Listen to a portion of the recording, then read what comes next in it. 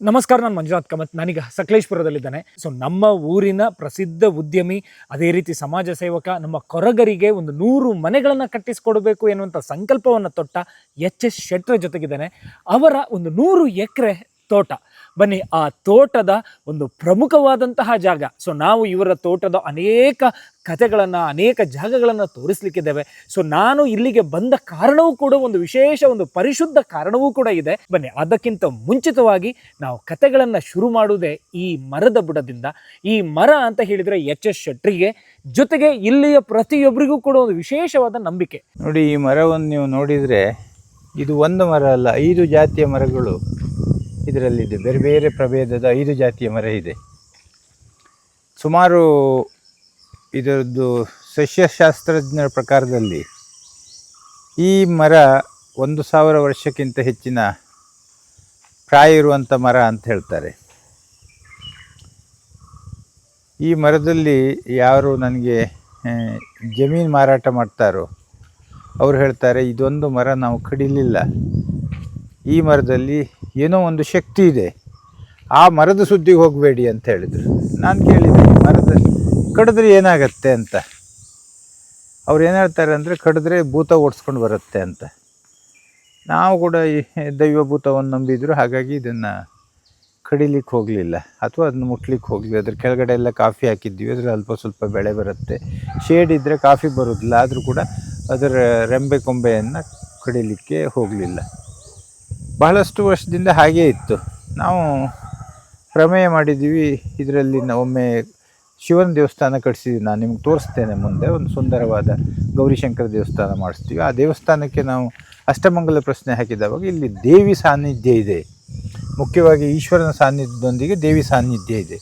ಇಲ್ಲಿ ಒಂದು ದೇವಿ ಇದ್ದಾಳೆ ಅಂತ ಹೇಳಿದವಾಗ, ಅದು ಏನು ದೇವಿ ಅಂತ ಕೇಳಿದರೆ ಅದು ವನದುರ್ಗಿ ಅನ್ನುವ ವಿಷಯ ಗೊತ್ತಾಯಿತು. ಹಾಗಾಗಿ ನಮ್ಮ ತೋಟದಲ್ಲಿ ಈಗಾಗಲೇ ಮುಂದೆ ತೋರಿಸ್ತೇನೆ, ನಂತರ ಚೌಂಡಿ ಇದೆ, ಗುಳಿಕ ಇದೆ, ಸಂಚಾರಿ ದೇವತೆ ಇದೆ, ಹೀಗೆ ಬೇರೆ ಬೇರೆ ದೇವತೆಗಳಿದ್ದಾವೆ. ಇದಕ್ಕೆ ಒಂದು ದೇವಸ್ಥಾನ ಕಟ್ಟಿಸ್ಬೇಕು ಅನ್ನೋ ಒಂದು ಪ್ರಮೇಯ ಮಾಡಿ ನಾವು ಮತ್ತು ಪುನಃ ಅಷ್ಟಮಂಗಲ ಪ್ರಶ್ನೆ ಹಾಕಿ, ನಂತರ ವಾಸ್ತು ಅವರನ್ನು ಕರ್ಕೊಂಡು ಬಂದು, ಶಿಲ್ಪಿಗಳನ್ನು ಕರ್ಕೊಂಡು ಬಂದು ಇಲ್ಲೊಂದು ಅದ್ಭುತವಾದ ದೇವಸ್ಥಾನ ಮಾಡಬೇಕು ಅನ್ನೋ ಒಂದು ಪ್ರಮೇಯ ಇಟ್ಕೊಂಡು ಕೆಲಸ ಶುರು ಮಾಡಿದ್ದೀವಿ. ಕೆಲಸ ಶುರು ಮಾಡಿದವಾಗ ಇದೊಂದು ಬಹಳಷ್ಟು ಅದ್ಭುತವಾದ ವಿಚಾರ. ಅಂದರೆ ಸರ್ವೆ ಕೆಲಸ ಮಾಡ್ತಾ ಇರುವಾಗ ಕೆಲವು ಶಕ್ತಿಗಳು ನಮಗೆ ಗೋಚರಿಸಿಕೊಂಡು, ಅದು ಒಂದು ದೇವಿ ಸ್ವರೂಪದಲ್ಲಿ, ಒಂದು ಹೆಂಗಸು ಅಂದರೆ ಒಂದು ದೇವಿ, ಅದು ಬಂದು ನಮ್ಮ ಎಂಜಿನಿಯರ್ಸೊಂದಿಗೆ ಸಂಜೆ ಕಾಲದಲ್ಲಿ ಮಾತಾಡಲಿಕ್ಕೆ ಶುರು ಮಾಡಿತ್ತು. ಭಾಳ ವಿಶೇಷ.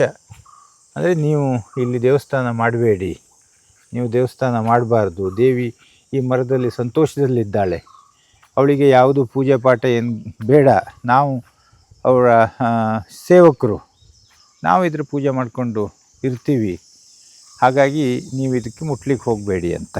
ನಾವಿಲ್ಲೊಂದು ನೇಚರ್ ಕ್ಯೂರ್ ಹಾಸ್ಪಿಟ್ಲ್ ಮಾಡಬೇಕು ಅಂತ ಬಹಳಷ್ಟು ಖರ್ಚು ಮಾಡಿದ್ದೀವಿ. ರೋಡಿನಿಂದ ಹಿಡಿದು, ಫೌಂಡೇಶನ್ನಿಂದ ಹಿಡಿದು.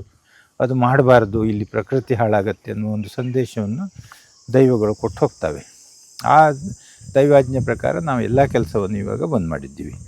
ಇವಾಗ ನಾವು ಇಷ್ಟೇ, ಕೈ ಮುಗಿಯುವುದಷ್ಟೇ, ಅದಕ್ಕಿಂತ ಹೆಚ್ಚು ಏನು ಮಾಡ್ತಾ ಇಲ್ಲ. ಯಾಕಂದರೆ ಇದು ದೈವಗಳು ಯಾವುದು ಏನೆಲ್ಲ ಹೇಳಿದ್ದೀವೋ ಅದ್ರ ಪ್ರಕಾರ ನಾವು ಈಗ ನಡ್ಕೊಳ್ತಾ ಇದ್ವಿ. ಅಂದರೆ ನಂತರ ನಾನು ಇಲ್ಲಿ ಎಲ್ಲ ಅಕ್ಕಪಕ್ಕದವ್ರ ಹತ್ರ ನೋಡುವಾಗ, ಇದು ಸಾಧಾರಣ 100-150 ವರ್ಷದಿಂದ ಅವರು ಹಿರಿಯರು ಹೇಳ್ತಾ ಇದ್ರಂತೆ, ಇಲ್ಲಿ ಏನೆಲ್ಲ ವಿಶೇಷ ಆಗ್ತಾಯಿತ್ತು. ಅಜ್ಜಿಯ ರೂಪದಲ್ಲಿ, ಅಜ್ಜನ ರೂಪದಲ್ಲಿ, ಪ್ರಾಣಿಗಳ ರೂಪದಲ್ಲಿ ಬಂದು ದೈವಗಳು ಇಲ್ಲಿ ಬರ್ತಾವೆ, ದೈವ ಸಂಚಾರ ಇದೆ, ಇದು ಒಂದು ಪವಿತ್ರವಾದ ಜಾಗ, ಇದಕ್ಕೆ ನೀವು ಡಿಸ್ಟರ್ಬ್ ಮಾಡಲಿಕ್ಕೆ ಹೋಗಬೇಡಿ ಅಂತ ಹಳ್ಳಿಯವರು ಹೇಳಿದರು. ನಾವಂತೂ ಇವಾಗ ನಂಬಿದ್ದೀವಿ. ನಾವು ವಿಶೇಷವಾಗಿ ಇಲ್ಲಿ ಯಾರನ್ನು ಹೆಚ್ಚಾಗಿ ಬಿಡೋದಿಲ್ಲ. ಇಲ್ಲಿ ಕೆಲಸದವ್ರಿಗೆ ಯಾರು ಮಾಡ್ತಾರೆ ಅವರಿಗೆ ಸ್ಟ್ರಿಕ್ಟ್ ವಾರ್ನಿಂಗ್ ಕೊಟ್ಟಿರ್ತೀವಿ, ಈ ಜಾಗದಲ್ಲಿ ಹೊಲಸು ಮಾಡಬಾರ್ದು, ಈ ಜಾಗದಲ್ಲಿ ಏನು ಮಾಡಬೇಕು ಮಾಡಬಾರ್ದು ಅಂತ. ಯಾರಾದರೂ ಹೊಲಸು ಮಾಡಿದರೆ, ಉಪದ್ರ ಮಾಡಿದರೆ ಅವರಿಗೆ ಆರೋಗ್ಯ ಹಾಳಾಗತ್ತೆ. ಇತ್ತೀಚೆ ಒಬ್ಬ ಏನು ಇಲ್ಲಿ ಕುಡ್ಕೊಂಡು ಏನು ಹೊಲಸು ಮಾಡಿದ್ದಕ್ಕೆ ಅವನಿಗೆ ಅದೇ ದಿನ ಹಾರ್ಟ್ ಅಟ್ಯಾಕ್ ಆಗುತ್ತೆ, ಹಾಸ್ಪಿಟ್ಲಿಗೆ ತಗೊಂಡು ಹೋಗ್ತೀವಿ, ಅವನು ರಾತ್ರಿ ಸತ್ತು ಹೋಗ್ತಾನೆ. ಗೊತ್ತಿಲ್ಲ ಅದು ದೇವಿ ಮಹಿಮೆನ ಅಥವಾ ಅವನ ಆರೋಗ್ಯನೂ ಅಂತ. ಆದರೆ ನಾವು ನಂಬೋ ಪ್ರಕಾರ ಆ ಕಾರಣದಿಂದ ಅವನಿಗೆ ಆ ದಿನ ಹಾರ್ಟ್ ಅಟ್ಯಾಕ್ ಆಯಿತು ಅಂತ. ಇದು ಈ ಜಾಗದ ವಿಶಿಷ್ಟತೆ. ನಿಜ, ಪ್ರಕೃತಿಯೊಂದಿಗೆ ಬಂದಂತಹ ಒಂದು ನಂಬಿಕೆ. ಸೊ ಪ್ರಕೃತಿಯ ಸಂರಕ್ಷಣೆಯೂ ಹೌದು, ವನದುರ್ಗೆಯ ಒಂದು ಆರಾಧನೆ. ಅವಳು ಯಾವ ರೂಪದಲ್ಲಿ ಇದ್ದಾಳೆ, ಅದು ದೈವಗಳು ಅಥವಾ ಬೇರೆ ಏನಾದರೂ ಶಕ್ತಿನೋ ಅಂತ ನಮ್ಗೆ ಗೊತ್ತಿಲ್ಲ. ಆದರೆ ದೈವಗಳಾದ್ರೆ ನಾವು ದಕ್ಷಿಣ ಕನ್ನಡದವ್ರು, ನಮ್ಗೆ ಗೊತ್ತಿದೆ ದೈವಗಳನ್ನು ನಾವು ಪೂಜೆ ಮಾಡ್ತೀವಿ, ಪಾತ್ರಿಗಳು ನರ್ತಕರು ಇರ್ತಾರೆ. ಆದರೆ ಇದು ಹಾಗಲ್ಲ, ಪ್ರತ್ಯಕ್ಷವಾಗಿ ಬಂದು ಮಾತಾಡುವಂಥ ಒಂದು ದೈವಗಳು. ನಮಗಿಲ್ಲಿ ಬಹಳಷ್ಟು ಉಪದ್ರ ಆಗ್ತಾ ಇತ್ತು ಮೊದಲು. ಟ್ರ್ಯಾಕ್ಟರ್ ಆಕ್ಸಿಡೆಂಟ್ ಆಗೋದು, ಜನರು ಸೂಸೈಡ್ ಮಾಡ್ಕೊಳ್ಳೋದು, ಅದು ನಾವು ಇದನ್ನು ನಂಬಿ ಪೂಜಾ ಪಾಠ ಎಲ್ಲ ಮಾಡಿದ ಮೇಲೆ ಮೆಷಿನ್ ಹುಗ್ದು ಹೋಗೋದು, ಮೋಟ್ರುಗಳು ಪಟ ಪಟ ಪಟ ಪಟ ಪಟ ಸುಟ್ಟು ಹೋಗೋದು, ನಾವು ರಿಪೇರಿ ಮಾಡಿ ಹೋಗೋದು, ಮೋಟ್ರ್ ಸುಟ್ಟು ಹೋಗೋದು, ಹೀಗೆ ಸಿಕ್ಕಾಪಟ್ಟೆ ಉಪದ್ರ ಆಗ್ತಾಯಿತ್ತು. ಇದೆಲ್ಲ ನಾವು ನಂಬಿ ಇವಾಗ ಪೂಜಾ ಪಾಠ ಎಲ್ಲ ಅವುಗಳೇ ಹೇಳ್ಕೊಟ್ಟು ಹೋಗಿದ್ದೀವಿ, ಯಾವ ಲೆಕ್ಕದಲ್ಲಿ ಪೂಜೆ ಮಾಡಬೇಕು, ಯಾರು ಮಾಡಬೇಕು ಅಂತ. ನಾವೇ ಪೂಜೆ ಮಾಡೋದು, ನಮ್ಮ ಅಡುಗೆಯವರು ಅಥವಾ ನಮ್ಮ ಕೆಲಸದವರು ಪೂಜೆ ಮಾಡ್ತಾರೆ. ಅದಕ್ಕೆ ಹೇಳಿದ ಪ್ರಕಾರ ಎಲ್ಲ ನೈವೇದ್ಯ ಮಾಡಿ, ಅದಕ್ಕೆ ದೀಪ ಹಚ್ಚಿ, ಬಾಳೆಲೆ ಹಾಕಿ, ಇದೆಲ್ಲ ಮಾಡಿ ಶೃಂಗಾರ ಹೂವು. ನಾವು ನಮ್ಮಲ್ಲಿ ಸಿಂಗಾರ ಅಂತ ಹೇಳ್ತಾರೆ, ನಿಮ್ಮಲ್ಲಿ ಪಿಂಗಾರ ಹೇಳ್ತಾರೆ. ನಾವು ಮೊದಲು ಸೇವಂತಿಗೆ ಮಲ್ಲಿಗೆಲ್ಲ ಹಾಕ್ತಾ ಇದ್ವಿ.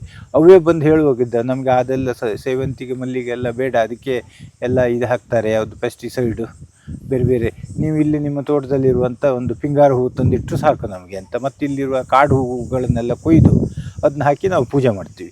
ನಾವು ತಿಳ್ಕೊಂಡ ಪ್ರಕಾರ ದೇವಿ ಭಾಳ ಸಂತುಷ್ಟಿಯಲ್ಲಿದ್ದಾಳೆ. ಇವಾಗ ನಮಗೆ ಗೊತ್ತಾಗ್ತಾ ಇದೆ, ಪ್ರೋಗ್ರೆಸ್ ಆಗ್ತಾ ಇದೆ. ಕೃಷಿ ಮಾಡ್ತಾ ಇದ್ವಿ. ಇಲ್ಲಿ ಮೊದಲು ಒಂದು ನೇಚರ್ ಕ್ಯೂರ್ ಹಾಸ್ಪಿಟಲ್ ಮಾಡಬೇಕಂತ ಇತ್ತು ನಮಗೆ, ಅದನ್ನು ಬಂದ್ ಮಾಡಿದ್ವಿ. ಕಾಫಿ ಕ್ಯೂರಿಂಗ್ ಮಾಡಬೇಕಂತ ಇತ್ತು, ಅದನ್ನು ಬಂದ್ ಮಾಡಿ ಇವಾಗ ಆಲೂರಿಗೆ ನಾವು ಟ್ರಾನ್ಸ್ಫರ್ ಮಾಡಿದ್ವಿ, ಅಲ್ಲಿ ಮಾಡ್ತಾ ಇದ್ದೀವಿ ಕೆಲಸ. ಇಲ್ಲಿ ಒಂದು ಪ್ರಕೃತಿಗೆ ಸಂಬಂಧಪಟ್ಟಂಥ ವಿಚಾರ ಬಿಟ್ಟರೆ ಮತ್ತೇನು ಇವಾಗ ಮಾಡ್ತಾ ಇಲ್ಲ. ಒಟ್ಟಿನಲ್ಲಿ ಈ ಒಂದು 100 ಎಕರೆ ತೋಟದ ಒಂದು ರಕ್ಷಣೆ ಆಗಿರಬಹುದು, ಸೊ ಈ ತೋಟದ ಒಂದು ಯಜಮಾನರ ಒಂದು ಏಳಿಗೆಗೂ ಹೌದು. ಸೊ ಈ ಒಂದು ಶಕ್ತಿಯೇ ಪ್ರಧಾನ.